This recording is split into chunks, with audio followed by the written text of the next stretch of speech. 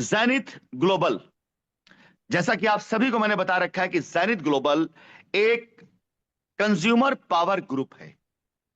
मेरे ख्याल से ये कंज्यूमर पावर पावर में बहुत से लोगों ने पहली बार सुना होगा जब ज़ेनिथ ज्वाइन किया होगा कि कंज्यूमर पावर नाम कोई चीज होती है।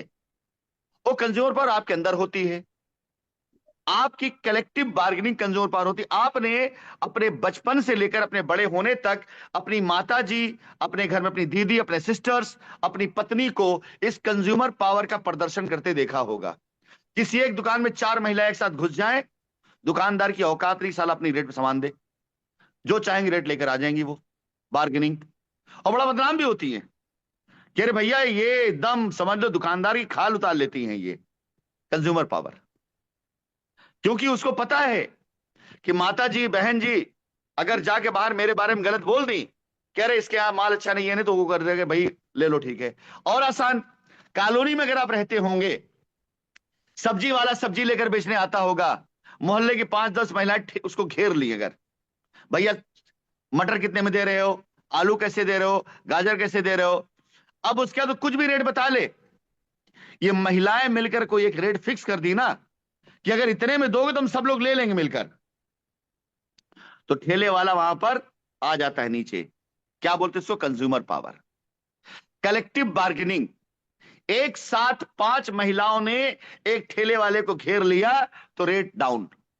एक साथ 10 महिलाएं कपड़े की दुकान में घुस गई, रेट डाउन। कलेक्टिव बार्गेनिंग, इसे वो अपनी जबान में कहते हैं कि एक साथ होलसेल इकट्ठा थोक में बिक रहा है, तो कलेक्टिव बार्गेनिंग। लेकिन हम इसको कहते हैं कंज्यूमर पावर, कि अगर आप कंज्यूमर एक हो गए और आपने बिक्री गारंटी दे दी कि हम इतना माल खरीदेंगे ही खरीदेंगे, तो मैन्युफैक्चरर, दुकानदार आपके अकॉर्डिंग सामान को बनाता है। अब चलिए आगे बढ़ते हैं। ध्यान रखिएगा, ज़ेनिथ उस प्लेटफॉर्म का नाम है जो आने वाले वक्त में हिंदुस्तान के अंदर सबसे बड़ी कंज्यूमर पावर बनकर के उभरने वाला है। यह आप लोग याद रखिएगा। आगे बढ़ते हैं। ये सारे लोग, मेरा एक सवाल है आप वॉलंटियर से, जी सर। परसेंटेज वाइज बताइएगा, परसेंटेज वाइज, कि जब कोई जी प्रोडक्ट बनता है तो क्या आपको पता है कि उस प्रोडक्ट की मैन्युफैक्चरिंग में रेट कैसे डिसाइड होता है? पता है आपको कि यस। रेट का डिसाइड कैसे किया जाता है कि कितने में बिकेगा ये? जी किसी को पता है? बताइए, आनंद जी आप बताइए, कैसे डिसाइड होता है? सर, उसमें सबसे पहले raw material cost, great. Process cost, fuel cost, great. Labour cost hmm. और फिक्स्ड कॉस्ट होती हैं जो भी, वो सब ऐड करके उसका एक हम वैल्यू निकालते हैं कि ये कितना वैल्यू बन रहा है। इसके बाद हम इसमें ओके। अपना प्रॉफिट प्रॉफिट मार्जिन जोड़ते हैं। ग्रेट। उसके बाद हम फिर मार्केट में उसका सेल डिसाइड करते हैं। वो हम प्रॉफिट मार्जिन कितना भी सेल सकते हैं, कर सकते हैं। मतलब कंपनी को इतना प्रॉफिट चाहिए वो रखती है। उसके बाद किसी और बीच में अगर देना है तो वो रेट बढ़ के जाता है फिर वो। मतलब कोई भी रेट फिक्स करने के लिए आपने क्या बोला? रॉ मटेरियल कॉस्ट, प्रोसेस एक minute, cost. Cost, process cost. जी सर। थोड़ा मुझे एक्सप्लेन करें कि प्रोसेस कॉस्ट क्या होता है? प्रोसेस कॉस्ट में सर, जैसे हमारा फ्यूल भी खर्च होता है अगर मान लो, और इलेक्ट्रिसिटी भी खर्च होती है। ये सारी एक्सपेंसेस, चीजें, मेंटेनेंस भी हो एक्सपेंसेस, गया। हाँ जी, हाँ जी। राइट। रॉ मटेरियल यानी जिससे वो बन रहा है। जी हम पकड़ते हैं, एग्जांपल लेते हैं, सामने जो ब्रांड्स दिखाई दे रहे हैं इनमें से हम टूथपेस्ट ही ले लेते हैं कि डाबर का जी लाल टूथपेस्ट बनाना है डाबर कंपनी को, तो वो क्या करेगी? वो मटेरियल कॉस्ट लेगी, प्रोसेस कॉस्ट लेगी, और अगला क्या बताया आपने? लेबर कॉस्ट भी ऐड हो जाएगी इसमें अलग से। लेबर कॉस्ट आ गई, चलिए ओके डन। और क्या बताया आपने? फिक्स्ड कॉस्ट जैसे सैलरी वगैरह होती है, और जो फिक्स होते हैं खर्चे वो तो होने ही होने हैं, उनको भी लेती यस। है। ओके, और? और बस इसके मतलब और भी छोटी मोटी चीजें हो सकती है जिनको हम ऐड कर सकते हैं। रिपेयर मेंटेनेंस हो गया, ये सारी चीजें। और उसके बाद क्या होता है, कोई अब भी ये आप कॉस्ट। चार में से कोई बोल सकता है, चार में से कोई बोल सकता है। वेस्टेज और भी जिसके अंदर और इच्छा जागृत होती जाएगी ना कि हाँ हमें बोलना है, वो अपना हैंड रेस करता जाएगा। आज की मीटिंग को मैं एक अलग तरीके से लेकर चलता हूँ। ठीक है, कल हमने पूरा प्लान बताया है, तो आज एक प्लान दिखाने का एक पृष्ठभूमि तैयार करेंगे कि आज के वार्तालाप के ऊपर कल का प्लान दिखाया जाएगा जो कल आएगा। तो आप में से जिसके अंदर भी लगेगा कि हम बातचीत का सिरा जहां से पकड़ना चाहे वो अपना हैंड रेस कर सकता है। हम बीच में और लोगों को भी अनम्यूट कर सकते हैं। चलिए, आपका कहने मतलब ये कि आपने बताया फिक्स कॉस्ट हो गया, मटेरियल कॉस्ट हो गया, प्रोसेस कॉस्ट हो गया, और इसके अलावा मतलब मैं अगर पॉइंट में बताऊं तो रॉ मटेरियल हो गया, वो भी अदर वेरिएबल कॉस्ट हो गई, और यानी ये तो वेरिएबल जेन्युइन है, ये जेन्युइन है, रॉ मटेरियल आपका कॉस्ट जेन्युइन है।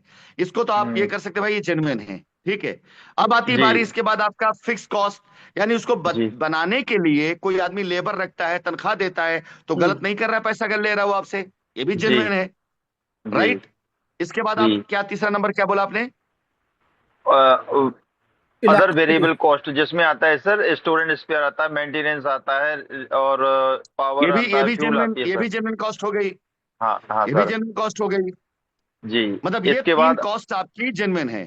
हाँ। जी, अगर कोई हमारे जैसे ट्रांसपोर्ट सेलिंग, उसमें हैंडलिंग, मटेरियल हैंडलिंग चार्जेस हो गए, वो जुड़ गए, प्लस अगर मटेरियल को ट्रांसपोर्ट करके हम बेचते हैं तो वो फ्रेट भी जुड़ जाता है। हम कंसिडर करके चलते हैं कि कितना हमें खर्चा लगेगा, वो तो सारी ये भी चीज जेन्युइन जोड़ के। कॉस्ट है, ये भी हम्म। जेन्युइन कॉस्ट है।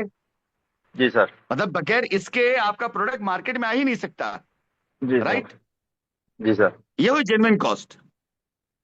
राइट। और कोई जी कुछ सर। बोलना चाहिए इसके ऊपर? जी जी सर। बताएं, बताइए। इसमें क्या होता है सर, जब हम किसी प्रोडक्ट को बनाते हैं ना, हम्म। उसमें कुछ वेस्टेज भी होती है, ओके, वेरी बिल्कुल। नाइस। उसको भी ये इसमें भी जेन्युइन इंक्लूड हो किया गया, जाता है। ये भी जेन्युइन हो गया। जी। और जिस प्रोडक्ट को हम फिर पैकिंग चार्ज होता है, जो पैकिंग करते हैं ना, उसका जो जिसमें रिफिलिंग करेंगे, पैकिंग होगी, लेमिनेशन होगी, उस पे प्रिंटिंग होगी, जो हम बार कोड प्रिंट करते हैं, डेट, रेट, ये सब डालते हैं, वो भी कॉस्ट इसमें आती है सर। ग्रेट। और आज मैं आपको, ये सब तो जेन्युइन कॉस्ट हुई ना, जी बगैर इसके तो माल बिकेगा नहीं। जी। जेन्युइन प्लस कॉस्ट होगी। मार्केटिंग कॉस्ट, मार्केटिंग कॉस्ट भी होती है सर। मार्केटिंग कॉस्ट थोड़ा एक्सप्लेन करेंगे, क्या क्या आता है उसमें? सर इसमें जैसे कोई प्रोडक्ट कंपनी बनाती है तो उसको सेल्स डिपार्टमेंट अलग होता है, उसके खर्चे अलग होते हैं सर। वो कितना उस पे खर्चा कमीशन, करता है, कितना कमीशन। प्रमोशन पे। हाँ, कमीशन वगैरह। और फिर हम्म। प्रमोशन भी हम्म। अलग चीज हो गई, अगर मान लो एडवर्टाइजमेंट वगैरह करते हैं तो प्रमोशन वगैरह सब चीजें ऐड हो जाती हैं। राइट। तो और इसमें आपका एक, एडवर्टीजमेंट यानी क्या, आपका एडवर्टीजमेंट प्रमोशन, जी जी। मेरे ख्याल से बीएन सिंह, यही आप इसीलिए आपने हैंड रेस किया था बताने के लिए। वो आपका चेहरा देख के समझ गए थे कि आप प्रमोशन बताएंगे। चलिए आगे, और कोई?